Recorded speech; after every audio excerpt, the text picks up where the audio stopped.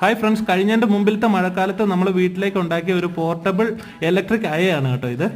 ഇപ്പോഴാണ് ഇതിന്റെ വീഡിയോ നിങ്ങളെ കാണിക്കാൻ കഴിഞ്ഞത്. എന്തായാലും 2 വർഷമായിട്ട് വീട്ടിൽ നല്ല അടിപൊളിയായിട്ട് ഉപയോഗിക്കുന്നുണ്ട്. 1 ഇഞ്ച് സ്ക്വയർ പൈപ്പ് വെച്ചിട്ടാണ് ഇതിന്റെ ഫ്രെയിം വർക്ക് ഫുള്ള് ചെയ്തിരിക്കുന്നത്. പിന്നെ 4 360 റൊട്ടേറ്റ് ചെയ്യുന്ന വീല് അടിയിൽ സെറ്റ് ചെയ്ത് കൊടുത്തിട്ടുണ്ട്. ഒരു ഇലക്ട്രിക് റൂം ഹീറ്ററും 12 വോൾട്ട് DC ഫാനും ഇതിന്റെ കൂട്ടത്തിൽ സ്ലൈഡ് ചെയ്യുന്ന രീതിയിൽ നമ്മൾ സെറ്റ് ചെയ്ത് കൊടുത്തിട്ടുണ്ട്.